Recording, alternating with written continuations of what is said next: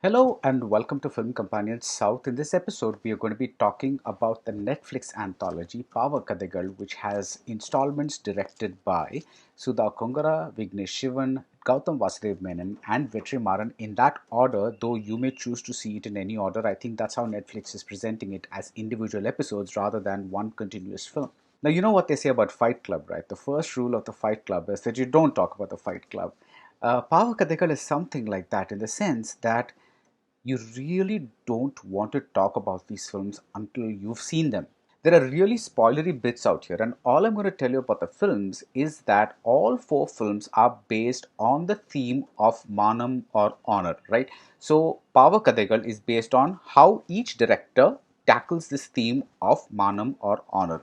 Now, Sudha comes at it through the angle of gender in a very interesting way. Now, Vignesh Shivan comes at it through an angle of caste plus gender, and he also has a lot of black humor in the mix, which I totally did not expect in this kind of a milieu and subject, and it works brilliantly. Gautam Vasudev Menon comes at the angle of Manam through the tragic story of what happens to a family. This is like a short story that you used to find in magazines like Ananda Vigadan and Kalki. It's a very family kind of story with a very conservative housewife. And Vetrimaran comes at the angle of Manam through an honor killing story, which is how traditionally films have given us, right? Whether it's Kadal or whether it's Serat or whatever it is. Well, the person in Kadal doesn't die, but you know what I'm talking about. Now, these four films allow these filmmakers, the concept of these films allows these filmmakers to be very different from what we've seen them otherwise. Now, in Sudha's story, for instance, an entire chunk of what happens to a key character occurs off screen. Now, you may or may not agree with the choice, but it's a very interesting choice narratively.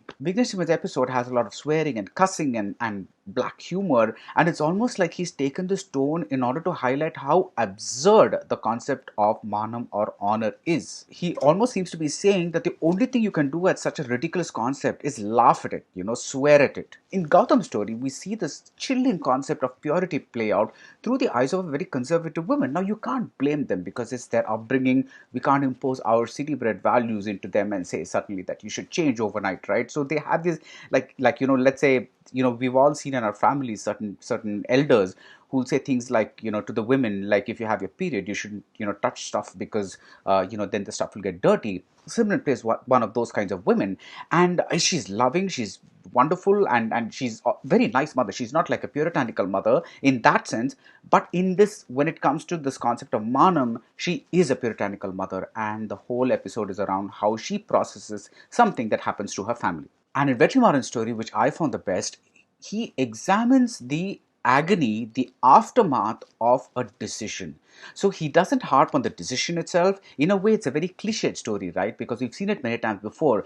But what he chooses to focus on, what he chooses to kind of like highlight, that is really what makes the story. And I was stunned when I saw it, because that agony lasts for the person inflicting this agony, for the person undergoing this agony, and for the audience. There are some flaws. I didn't care, for instance, some of the songs playing out in some of the episodes, because they seem to weigh down those emotions which might have played better without songs. And I don't know if short films can really take songs like this. And then some stretches, like the end of Sudha's film, I found a little too melodramatic, but that again is a matter of taste, I guess. But the ultimate takeaway is what one character says in one of the episodes. He says, Yedu Marad, nothing will change.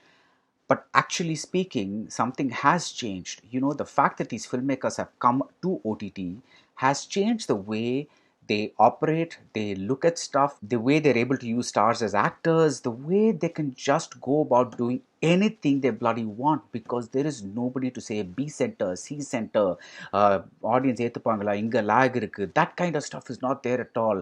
And Vetrimaran actually manages something brilliant by completely eradicating, to a large extent, almost completely eradicating background score from this thing, which means that his directorial control is so strong that you feel what's happening without being manipulated by the music, which is really the strength of a director, right? And of course, you have to acknowledge this astounding cast: Sai Pallavi and Prakash Raj in the Vetrimaran episode, Gautam and Simran in Gautam's episode, and Kalidas Jairam in Sudha Kongara's episode. I mean, these are roles of a lifetime, and they just grab it and make the best with it. Sometimes there are flashes, there are little scenes that almost make you wonder if these guys will ever find this level of work again. I'm exaggerating, of course, but that's the feeling you come away with. So at the end, I just say that it's great that an anthology finally came along. This has been a year of anthologies, but finally we got one that really lives up to the hype.